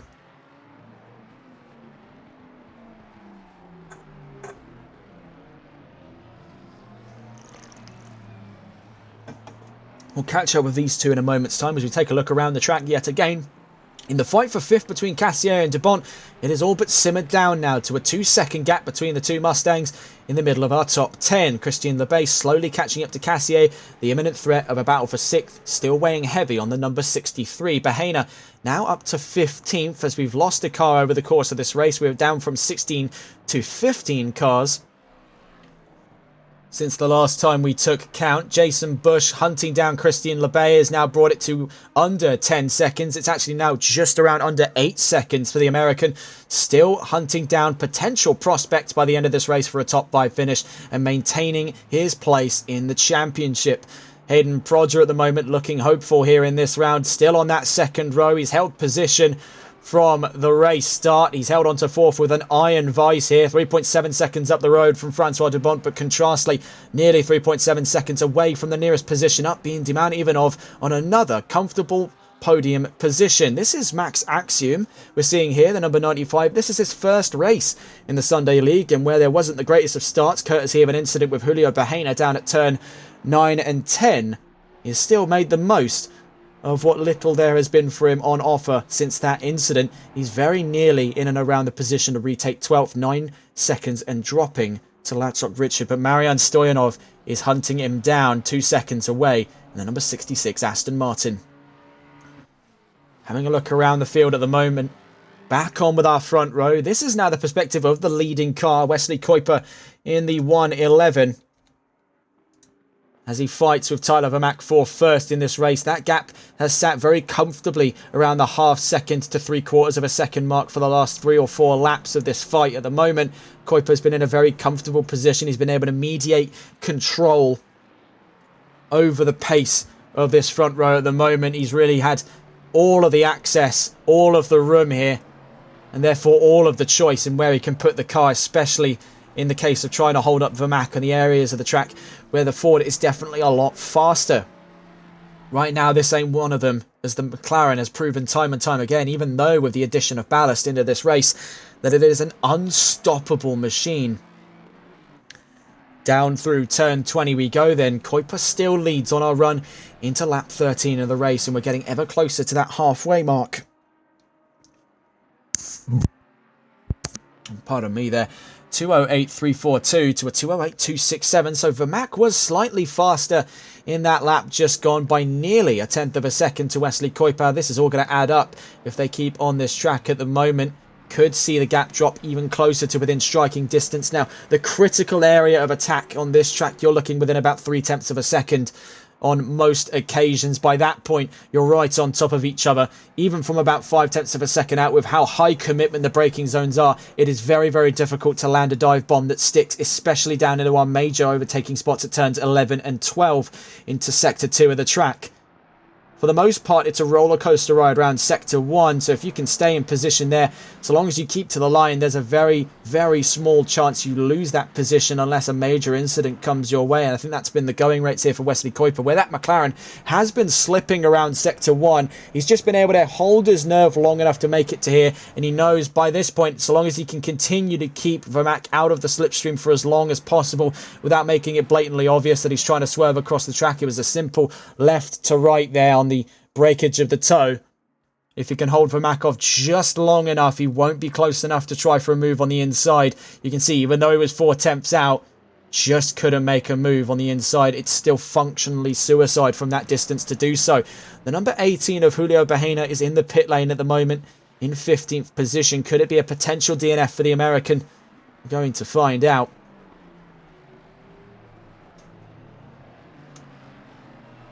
Out through turn 16, now turn 17 and 18. We're watching here that fight for first place. Yet again, it's reinvigorated now between Kuiper and Vermaak. We're watching with the defending car leading this race. Wesley Kuiper starting from pole position. It's been very close contention for the lead of this race between these two for the last 30 minutes going. As we get a look here at the standing order halfway into the race, it's Kuiper and Vermaak still clashing heads for first place here in the Circuit of the Americas. Diman Ivanov holds on to third, much to the chagrin of Jason Bush, who's at the moment down in 8th, but hunting down Christian Lebay. Diman Ivanov third, with Hayden Project in 4th, completing the second row. Rounding out the top 5, Francois Dubont makes 4th position, Axel Cassier 6th, Christian Lebay 7th, Jason Bush in 8th, Kevin Quain 9th, James Mason 10th, Ben Cheeseman 11th, Latchop Richard in 12th, Max Axime in 13th position, Marian Stoyanov in 14th, and Julio Bahena in 15th. But things are spicing up now in our fight for first, as we saw how close Vermaak was getting out through the big red. As we make our way out towards turn 7, 8 and 9 here at the Circuit of the Americas, things looking to get ever more spicy as the Mustang has really picked up the pieces since the opening 30 minutes. It is staying with the McLaren now as the obvious signs creep in that the rear performance is starting to flag on those tyres. Ivanov keeping a distance there for the moment these two trip over. It's contact. This is the moment he's been waiting for. Holding off. Kuiper is absolutely furious. Vermaak does take the lead of this race, but there will be the calls screaming out for him to give the position back, but he's took it and ran with it.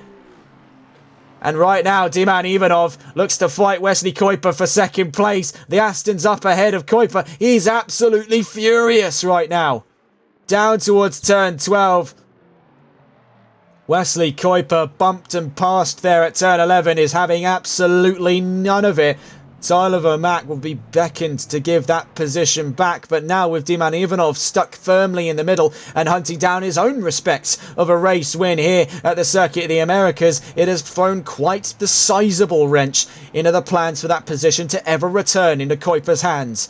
Right now, still fighting for second. He's 0.4 of a second out from the Aston Martin of Diman Ivanov. Leading this race then is Tyler Vermaak with 28 minutes left to go in what has been a very controversial move by the South African.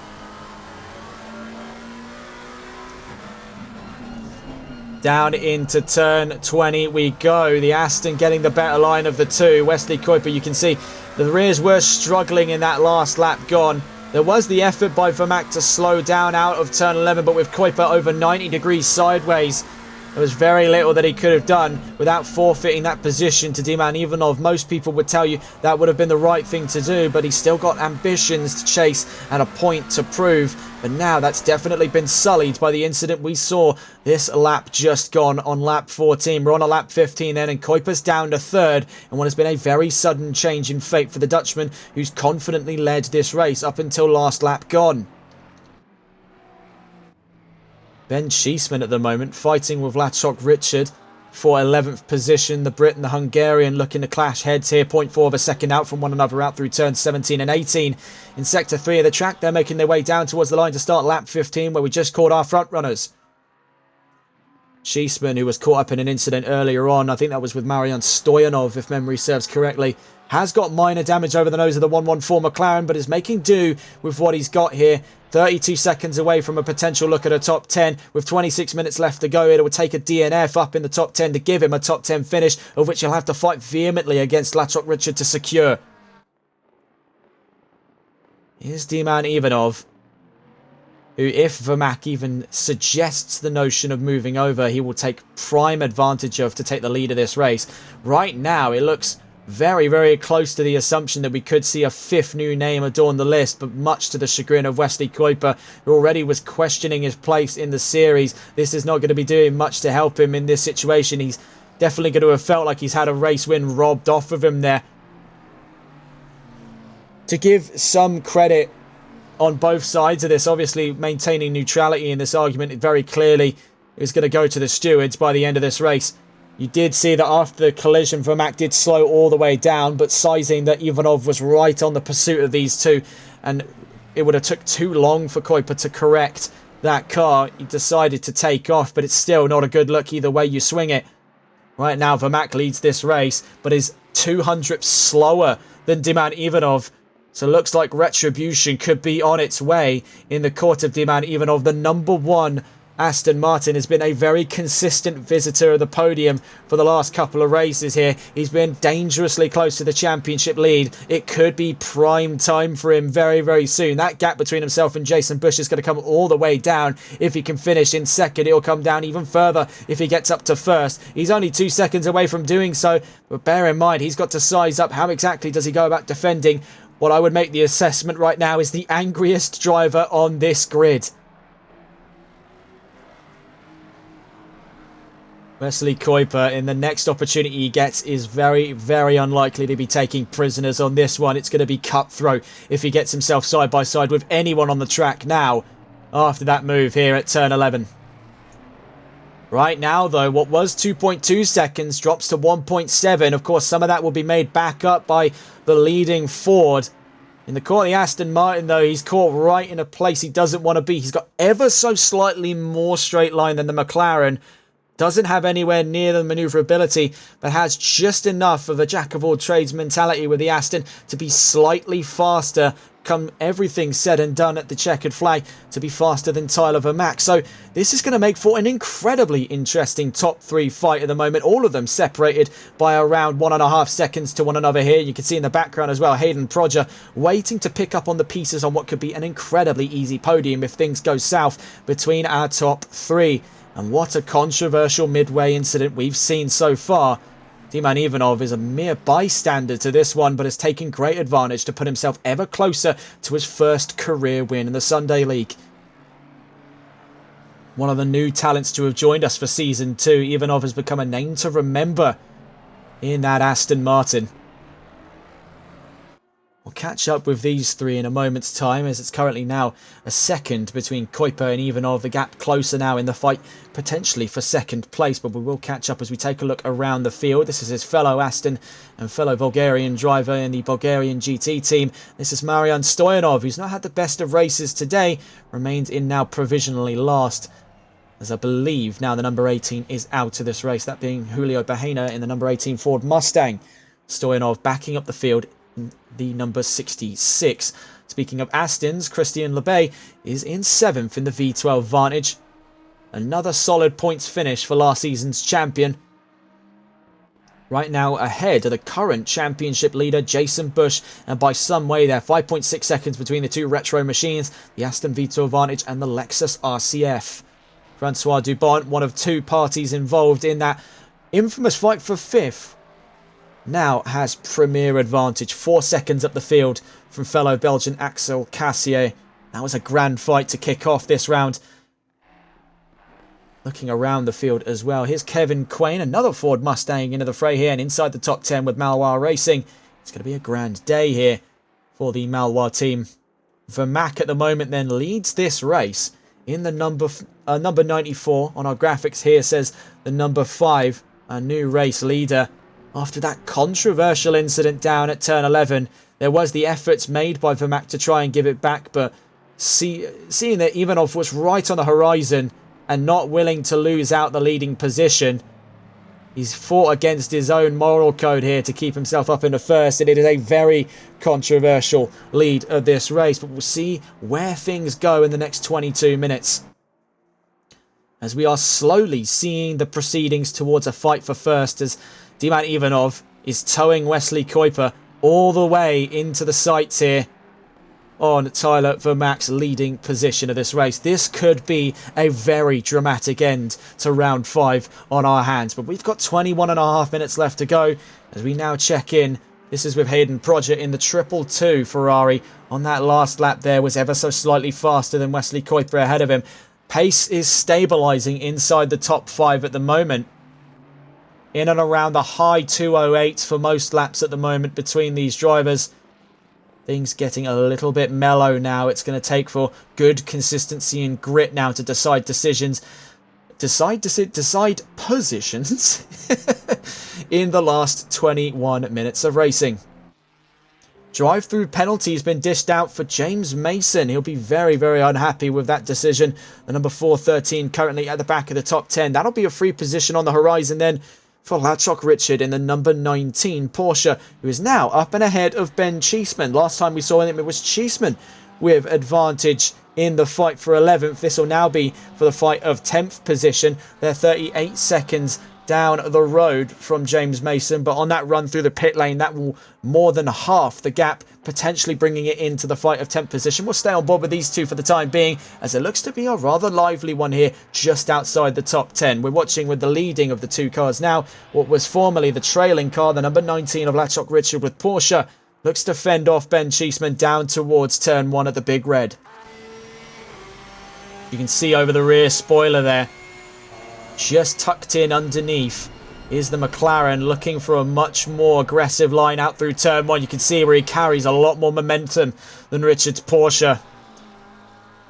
Making their way out through turn 2, in towards turns 3, 4, 5 and 6 here at the S's. And it's contact between the pair of them. Cheeseman and Richards into the Tech Pros at turn 4. That is a massive, massive shock there. Things look to be sizing up rather nicely between the pair of them. Richards hit the wall running here as he continues to fend off 11th position. This could be a potential extra position on the bookings for Max Axum in the number 95. He's in 12th position at the moment. Quickly checking in with our top 3. It's still equal distance, an en passant battle here with 20 minutes on the clock. But Axum's in trouble as well as he drops down to 14th. Marian Stoyanov could be seeing absolute pay dirt by the end of this race here. 3 positions aloft. What a sudden and dramatic change then outside our top 10. Drama continues to unfold here at the Circuit of the Americas. Every which way you look at it, it has started dramatic, it is currently dramatic, and with the way things have been going inside our top 3, it is going to finish dramatic too. But what a race it has been. It seems every time the Sunday League comes to the United States, it's mayhem. Just like it was at round 5 last season at Indianapolis, it was mayhem there, it's mayhem here. Every which way, it's a crazy, crazy place here, the United States. Drive-through penalty now being served by James Mason as we watch here with Axel Cassier in 6th position. He's 4.6 seconds away from Francois Dubont. He's going to have to start sizing up how he fights Christian Lebeoff for that 6th position in this race. Looking around the field, Jason Bush has put 3 seconds on the gap now between himself and Christian LeBay. Nearly 4 seconds, as a matter of fact, to his fellow retro machine in the Aston up ahead. Is he slowly closing in on a chase for 7th position? I must say, it has been a remarkable comeback drive, given 2 major incidents for Bush. Once on the race start and then a few laps in for good measure. He's not looking to disappoint in front of the home crowd here. While he may be out of the equation for a race win and back-to-back wins since Kyle Army, Bush is still looking to impress in his home state. Looking around the field, and we can see things start to bunch up now. We're watching with Wesley Kuiper as he's closing in on Diman Ivanov. Just under a second now between the 2 British machines on the podium. The Aston and the McLaren look to clash heads very, very soon. In and around that second mark, and conversely we can see as well Ivanov closing in on Vermac.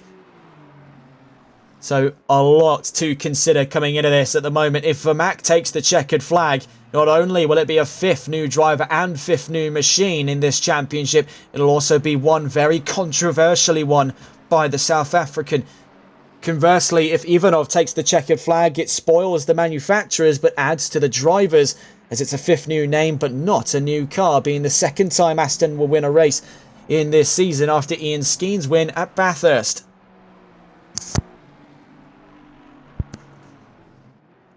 Watching with Kuiper as he wrestles the back end of that McLaren. You can see him edging closer and closer to the Aston in front of him.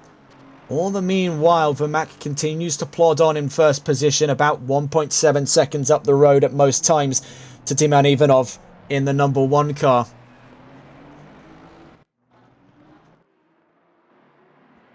So having a look around the field, there's the precise gaps between 2nd and 1st and 2nd and 3rd. 1.5 ahead, 1.2 behind. A real en passant here, proper stalemate between these top 3. 3 fundamentally different machines as well.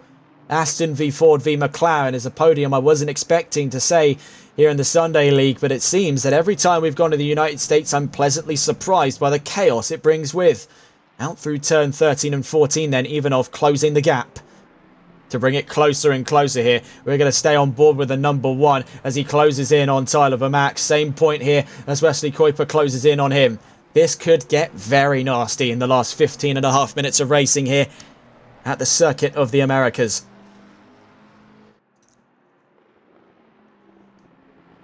Right now, either which way, looking at a potential fight for 2nd or 1st. A defensive fight for 2nd on the bookings for Ivanov, or an attacking fight for 1st. With Vermac forced to defend. Right now, we're sitting in the very, very short mediary section of it now. In that last lap, Ivanov was 6/10 faster, with Kuiper being half a second faster. Vermac's grip on the leading position of this race is evidently starting to loosen. What then does Diman Ivanov and Wesley Kuiper have in store for us in their plans to get up into the leading position of this race? This could be a very close finish.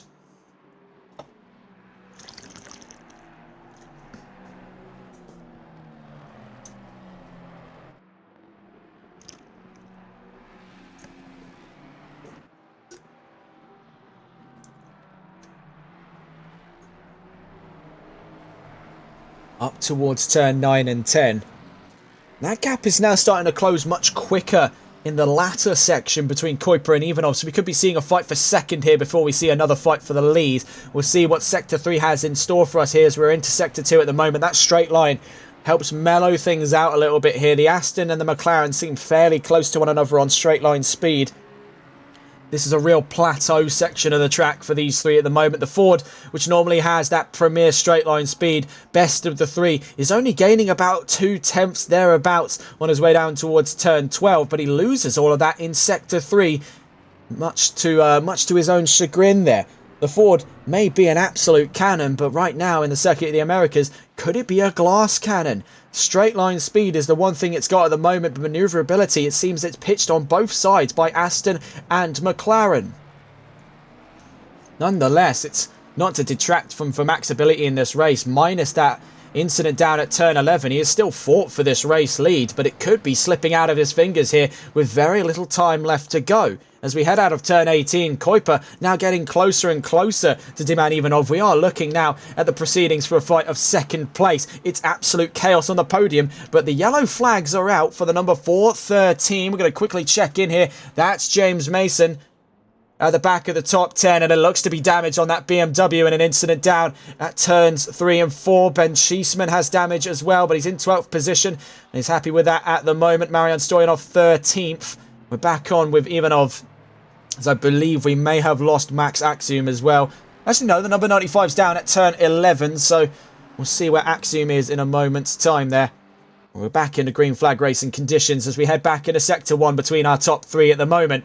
And it looks to be a fight for second on our hands, the closer of the two gaps being Kuiper to Ivanov than Ivanov to Vermaak. Having a look then, with 12 minutes left to go on our total standing order, Tyler Vermaak leads this race here at the Circuit of the Americas. Diman Ivanov is chasing closely for second position, but chasing him even closer is Wesley Kuiper with the fastest lap this race. Hayden Prodgers in 4th position with Francois Dubont in the top 5. Axel Cassier chasing him about 7 seconds away at the moment in the number 63. Christian Lebay is 1.5 seconds away from Cassier. Do expect to see a fight by the end of this race for 6th position. Jason Bush not too far away from them either. We could see another 3-car battle further down the line in our top 10 here at the moment. Kevin Quain makes 9th, and James Mason after that incident is still in 10th position. Latchok Richard in 11th position is ahead of Ben Cheeseman. Marian Stoyanov in 13th. Max Axiom in 14th position. To round out our remaining positions of this race, we've lost 2 drivers over the course of the race at hand, one of which being most recently Julio Bahena in the number 18. Right now, it's the story of 3, and actually, we're slowly starting to see the time bleed away up front. So what you're seeing very, very late in advance at the moment is a fight for first, fundamentally, with the gap still bleeding down between our top 3. It is a long-winded 3-car fight for the race lead at the moment. All it would take is one slip up front to put Tyler Vermaak in the jaws here of the Aston, chasing him down through every single corner, and then conversely with the McLaren that is scorned by his move at turn 11. 10.5 minutes left to go then. We're looking at about 5 more laps here at the Circuit of the Americas before the checkered flags are shown, and this is getting to be a very controversial ending.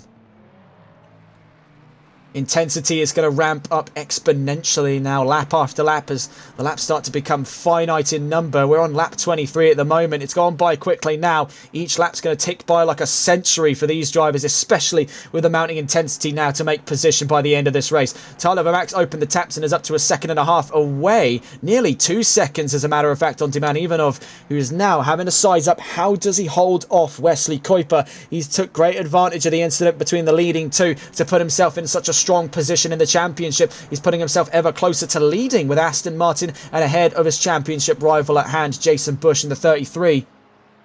Down towards the very corner that has decided the lead of this race at the moment, Tyler Vermaak leads by nearly 2 seconds to Diman Ivanov and Wesley Kuiper. Looking around the field then to see where any of our other fights are coming from. We noted earlier that Axel Cassier was soon to be under attack by the retro machines of Christian Lebay and Jason Bush. We can see at the moment it's in a very similar predicament to our top 3 at the moment, all separated by around the same time margin, all just over a second of one another as they head down the back straight here. And it's going to be a real straight line battle. The Aston Martin V12 Vantage may not be expressly known for its fantastic straight line speed, but make no mistake, it's no slouch surrounded by the Ford and the Lexus. In fact, it's made pretty good time there ahead of Jason Bush and ever closer to Axel Cassier. So there is a real gambit to be had in that fight down at the back of the top 10. Looking at it at the moment, this is the perspective of the leading car. You can see just looming around every single corner are the two drivers, prepped and ready to try and snatch that position off of him now, as it makes 8.5 minutes just around the corner in this race, ticking down lap by lap. This is going to get interesting. In that last lap, it was a real push phase by Tyler Vermaak, faster than both the drivers chasing him, faster by 4 tenths to Wesley Kuiper, faster by 2 tenths to Diman Ivanov. While Vermaak's move up in through turn 11 has been controversial to say the least, his defense of first position has been anything but, as he's made his way with quite quite ruthless efficiency in that Mustang in what looked like a very temporary moment of issues, I should say, or moment of problems for that Ford Mustang. Over the last couple of laps, he has really been able to get a grip and get that thing in gear. Right now, that gap's 1.2 seconds. It was a proper push on that last lap. We'll see what he's capable of then with 8 minutes left to go. Looking around the field yet again, Axel Cassier getting closer and closer to having to defend from Christian Lebay. You can see the Aston is now looming on him with the Lexus in hot pursuit for 6th position. Looks like we could have 2 3-car battles to cap off round 5 of the championship. That is a very grand way to bring us into the second half of the championship. For Jason Bush, that championship may not be 100% in jeopardy. It will only be an 8-point difference if Diman Ivanov wins this race. It'll be a 6-point difference, still keeping him ahead, but only by a diminishing 7-point lead. Currently leads by 13 points in the championship. Hayden Prodger had his opportunities to try for the podium, but he's just kept things in the clear and narrow, so it seems, with Ferrari. You can definitely tell that he has been pushing here and keeping ahead of the warring Mustangs. He's kept a very level head here. He's looking for points, is looking for progression.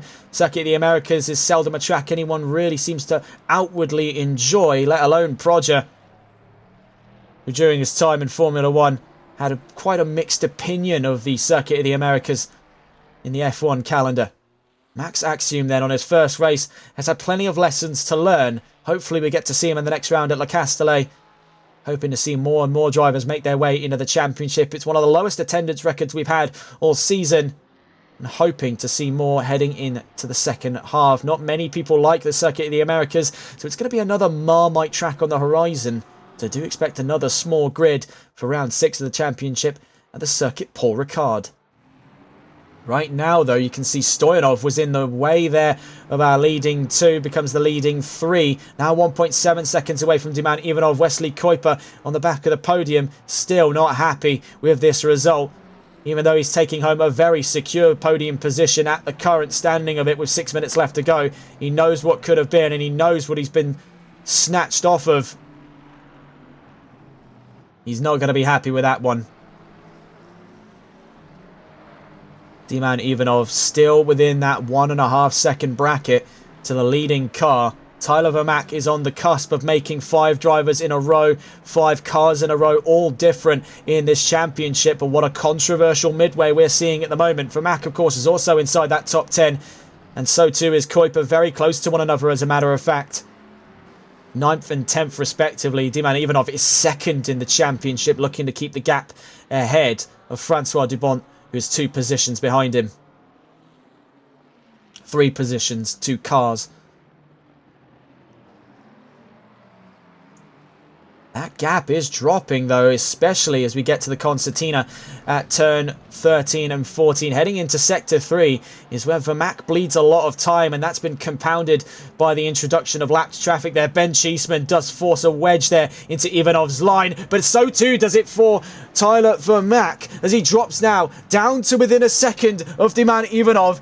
As things get very lively in towards the last laps of this race, we're firmly back into the fight for first place. Vermack has staggered there through turn 16. It's put him on the back foot. He's got marbles under those Pirellis. He's going to have to try and run hell for leather to the checkered flag. He's got about 2 or so more laps to make that possible, potentially 3 on the horizon. Now as we get down to the start of lap 26, it was a 2:09.8 to a 2:09.5, 3 tenths faster in the court of Diman Ivanov's Aston Martin. And a 2:09.3 makes Wesley Kuiper the fastest in that last lap of our leading 3. On the podium, 0.8 of a second then between Vermack and Ivanov. We know the Aston has slightly better cornering than the Mustang at this leg of the race. We'll see how much benefit it gains in through the S's here. An almost mirror match of the design of Maggots, Beckett's and Chappell was one of the main inspirations behind Sector 1 here at the Circuit of the Americas. Ivanov, though, is giving things a very hesitant run. He knows there's plenty to risk involved in this, and knowing that Vermack is under insurmountable pressure, is hoping that the South African runs himself out of road here in Sector 1. You can see that he did give it absolute hell for leather through the opening sector, but as we head towards Sector 2, he's had to back off a little bit there. It's back up to around a second, heading down towards the back straight. That could open up even further. Wesley Kuiper, by the way, is not too far away at all. Still that 1.5 second vital bracket between himself and Diman Ivanov. One controversial incident has given rise to the introduction of a very exciting, towards the end of the line kind of battle here in the Circuit of the Americas. Demand Ivanov chasing for first, 0.8, 0.9 of a second. Getting onto the brakes will be a little bit later on the brakes, almost earlier on the brakes. Reaction timings there in and around the hundredths of a second in difference between the pair of them as they go down into Sector 3. Now this is the Achilles heel of that Ford Mustang. It's where the Aston has been able to gain so much more time, and now as a very present sight in his rear view mirror. Is the pressure going to get to Vermaak on this round of the championship? We've got around another lap or so left to go here. In through turns 17 and 18, you can see the Mustang start to struggle there for lateral grip, a bit of understeer, but same story for the Aston Martin. As we go down towards turn 19 and turn 20, Vermaak is now running from an angry mob of drivers on that podium, looking to fare off against him for first position in this race. Out through turn 20 we go then. It could be one more lap on the bookings. Big bump over the curbs there on the exit of turn 20. Could it be a free position on the markers here for Wesley Kuiper, who was the fastest of the three in our last lap just gone? Down towards the line. They may have just enough time for one more lap running, but we're into traffic. Latrock Richard and James Mason is further down the road from them in that fight for 10th position at the moment. Mason fending off Richard. This is where things could potentially go very far south. We've seen already a fair share of twists and turns here at the Circuit of the Americas. Is this going to be once more to cap things off here in round 5 of the championship? What has definitely been one of the more controversial races of this season. It seems to be a pretty common running gag here at the American circuits for things to really hit the fan. Now, amongst the final laps of this race, we're watching from the perspective of second place. Demand Ivanov hunting down Vermaak for first, but may have to very shortly consider his options in a defence for the position he holds dear in second place, as Wesley Kuiper is gaining.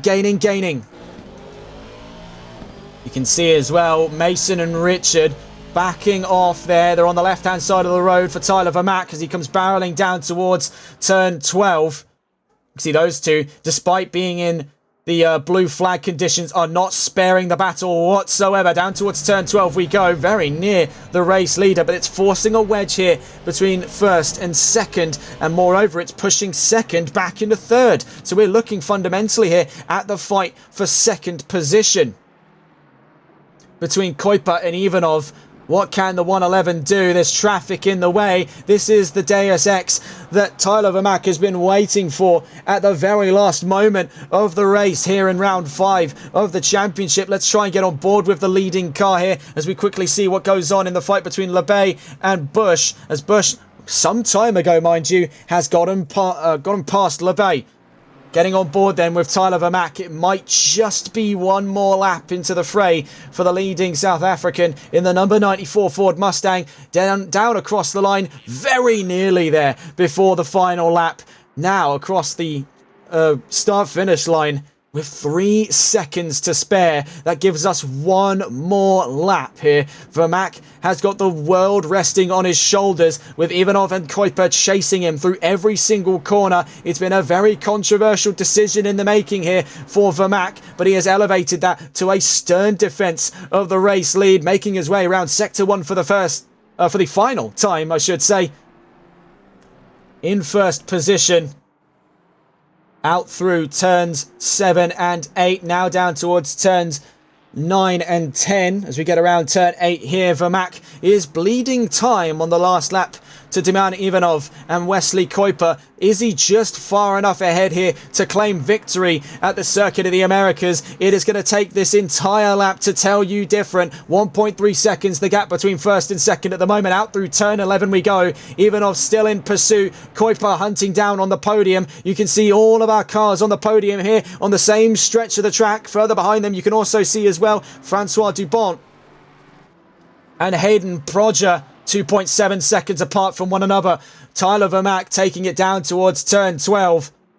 into the worst section of the track for the Ford. This is going to make or break his racing performance here in the Circuit of the Americas. Vermaak leads the charge. 3 cars in all currently leading this race and in the fight for first place as he's in striking distance from Diman Ivanov. This is the worst section of the track for the number 94, formerly the former number 5, I should say. Not number 95, that would be Max Axiom down in 14th position, heading down towards the line. Only a few more corners left to go. It has been a very controversial race indeed, but one that he'll absolutely relish in as he makes his way to turn 19 and shortly onto turn 20. It makes 5 drivers in a row, 5 cars in a row. The number 5 victorious in round 5. Here is the checkered flags drop. Tyler Vermaak wins at the Circuit of the Americas in what a decisive finish that has been.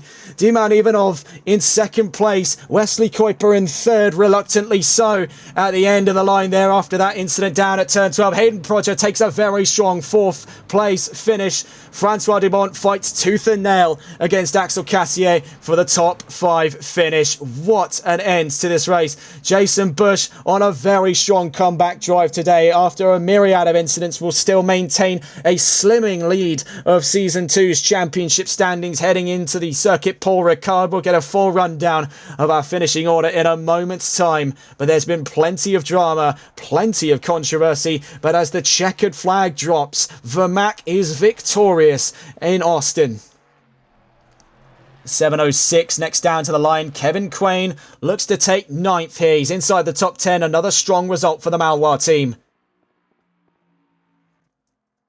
And so our last driver onto the fray, the number 95. It's been a bit of a mixed bag today for the new signing for Ferrari. Hopefully we get to see him again at the Circuit Paul Ricard. We can definitely see the potential in Max Axiom in the number 95 Ferrari, making his way down towards turn 12. It has been an incredible race today.